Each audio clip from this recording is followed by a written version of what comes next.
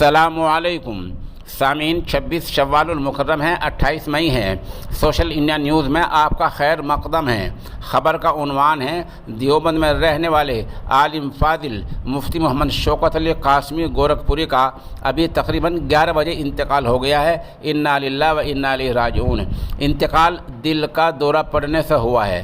بتایا جا رہا ہے کہ 3-4 دن پہلے سے ان کو سانس لینے میں تکلیف تھی، پھر بھی وہ مظفر نگر کے مختلف مدارس کا دورہ کر رہے تھے۔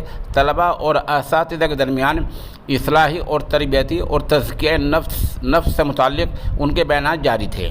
رات میں وہ گاؤں ٹنڈیرا کے دینی ادارہ شمس العلوم پہنچے، جہاں نماز عشاء بعد ان کا بیان ہوا، اور وہیں سے مولانا جمیل صاحب بتا رہے ہیں کہ رات میں تقریباً 3 بجے حضرت والا کی طبیعت کچھ خراب ہوئی، اور صبح نماز بھی باجماعت پڑھی، پھر صبح 8 بجے اٹھے، دوا کھائی، لیکن طبیعت میں افاقہ نہ ہوا۔ ان کو فوری طور پر مظفر نگر ہسپتال لے جایا گیا، لیکن وقت موعود آ چکا تھا، اس لیے 11 بجے انتقال ہو گیا۔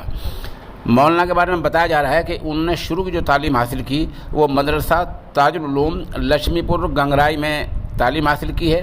کافیہ اور شرعی جامع تک کی تعلیم یہیں حاصل کی۔ اس کے بعد ام المدارس دارالعلوم دیوبند کا رخ کیا۔ 1984 میں سند فضیلت حاصل کی، اور بعد میں بھی پڑھنے پڑھانے کام میں لگے رہے۔ بتایا جا رہا ہے کہ آپ کی نماز جنازہ بعد نماز عصر دارالعلوم دیوبند کے احاطہ مول سری میں ادا کی جائے گی۔ اس حادثے فاجعہ پر بہت سے لوگوں نے گہر رنج و الم کا اظہار کیا ہے۔ مرحوم کے لیے مغفرت اور درجات کی بلندی، نیز پسماندگان کے لیے صبر جمیل کی دعا کی ہے۔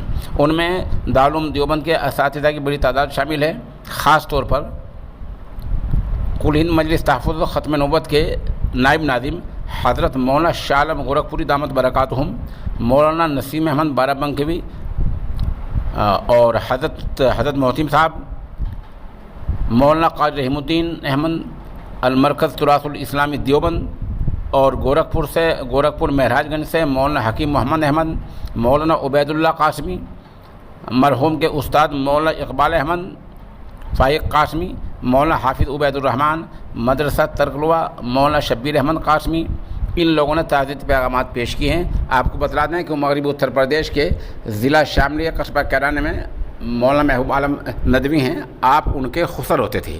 مولانا محبوب ندوی، ادھر سے مولانا معظم رحمانی، اور جامع السعادہ کے محتمم مولانا محمد عرفان ثاقب قاسمی نے بھی گہر رنج و الم کا اظہار کیا ہے، پسماندگان کے لیے صبر جمیل اور مرحوم کے لیے مغفرت کی دعا کی ہے۔